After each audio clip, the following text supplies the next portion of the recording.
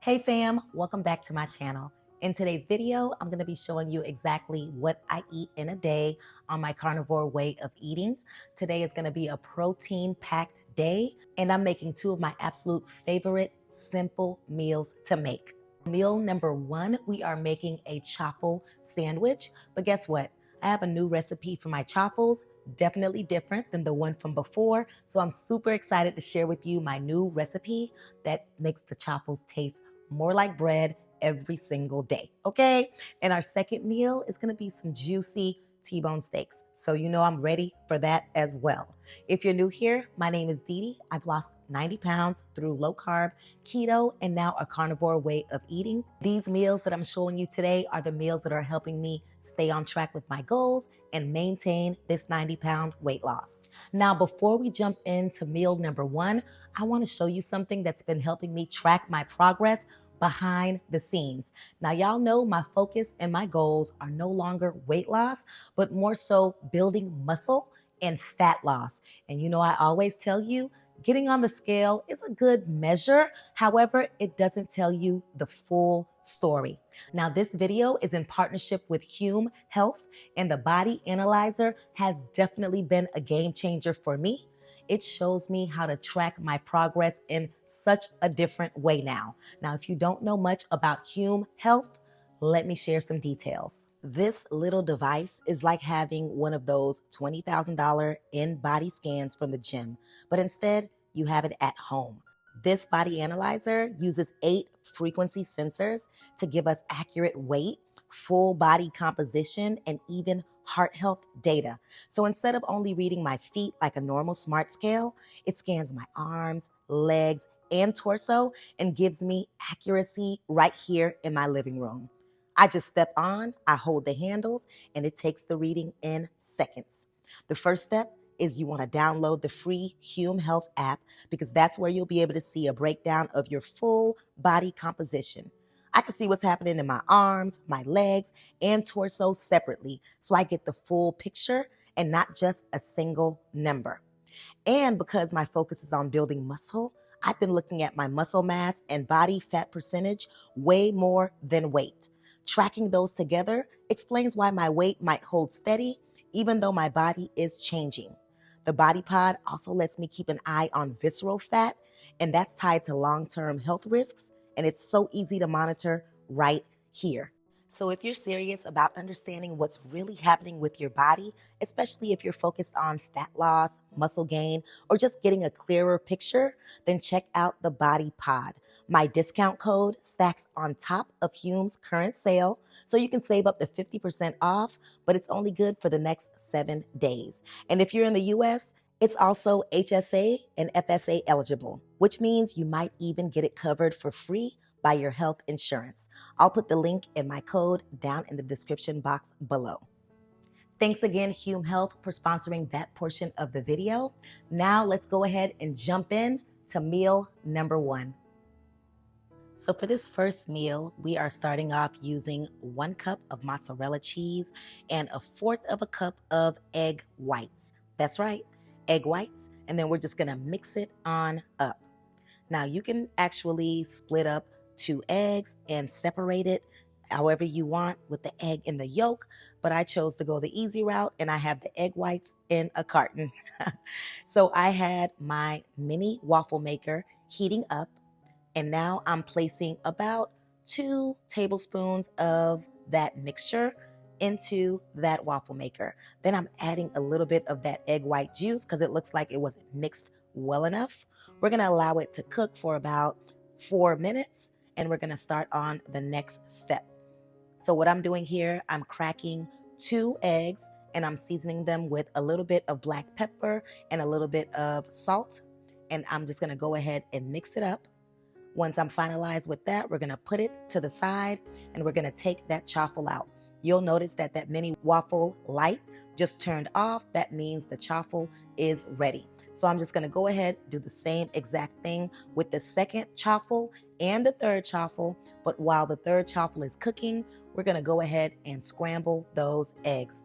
I have my pan on medium high heat, and I put about half a tablespoon of butter into that pan. All I'm doing is scrambling them up super quick, and I'm separating them into two sections so that I can go ahead and place that on those chaffles. So here, I'm just gonna go ahead and make those chaffles. I'm adding a slice of cheese, and that is my first meal. Look at that. I have a chaffle and a half.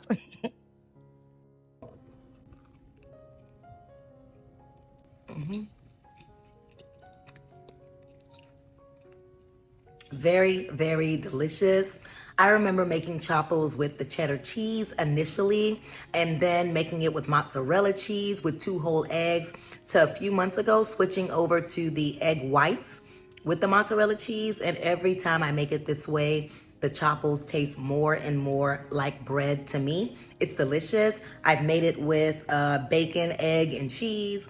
I've made hamburger patties with some cheese or without. And sometimes I even put some butter on the chaffles, like to give it like a little bit of moistness, similar to mayonnaise. I don't know. Either way, I'm gonna eat my chaffle. I made one and a half, so there's an open face one as well because I didn't make enough chaffle mix, but that'll be good for me. I'm gonna go ahead and eat meal number one, and I will come back when I'm ready to make meal number two. So for meal number two, we are starting off with 1 full tablespoon of beef tallow in a hot skillet. Okay, I got this skillet on medium heat. We're gonna allow it to heat up, and we are gonna move over to our steaks. Now, one thing that I typically do after rinsing it off and patting it dry, I'm grabbing about a tablespoon of beef tallow here as well, and I'm rubbing it all over those steaks. And what I'm doing that for is just to ensure that when those steaks are searing in that hot skillet, that it gives me that nice crispy brown sear. Okay, so now I'm seasoning it with my staple seasonings. I'm just seasoning one side, and I'll season the other side when it's in that hot skillet. Remember, seasoning is to your palate, so use whatever seasoning you choose. All right, so the skillet is hot. Here I'm placing those steaks in. I realize I have to play a little bit of Tetris because those steaks are big and they are not fitting in that pan. But I figured it out. And now I'm just seasoning the side of the steaks just to make sure that they are full of flavor. I'm allowing each side to sear for about 3 minutes. And you'll see once that other side was searing, you'll see that nice brown look. And I decided, you know what? Let me just cut a piece of this steak off because it's just too much. It's too much for this pan. So I'm allowing this side to sear as well. And I added this thing that I got, is this little weight. I've seen some people use plates, but I added this just to flatten out the steak. And once that side was done searing, I added a little bit of butter on the steak, and into the oven they go. Now that oven is preheated at 400 degrees Fahrenheit. What I'm doing is placing it in for about 6 to 9 minutes. And then after that, they should be cooked. I'm going for a medium to medium well steak. That's what they look like. Those things look good. All right, so all I'm doing here is removing them from that hot skillet, and I'm gonna allow them to cool off for about 5 to 10 minutes on that cooling rack, okay? I've checked their temperature. They're about medium well at 155 to 160. And that is what the steak looks like. I put my husband's steak to the side. I placed some butter on mine. Let's cut into this steak.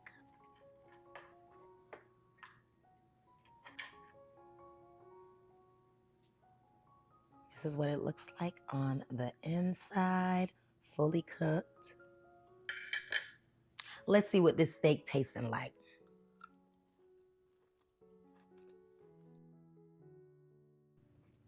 That steak is good, okay? I love the flavor. It's delicious. I like the seasoning that I put in it. It's juicy, especially if you dip it into that butter.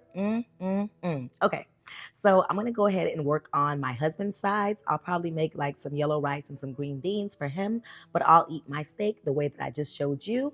I'm really trying to figure out how can I make my steak come out super tender on the stove using the cast iron skillet. So if you have any tips, please share them below. I can't figure that out. Like I can't make it come out the way I want it to come out without putting it into the oven. So would love to hear any tips that you can share. All right, I'm gonna close this video out. As always, thank you so much for watching, and I look forward to seeing you in the next one. Bye.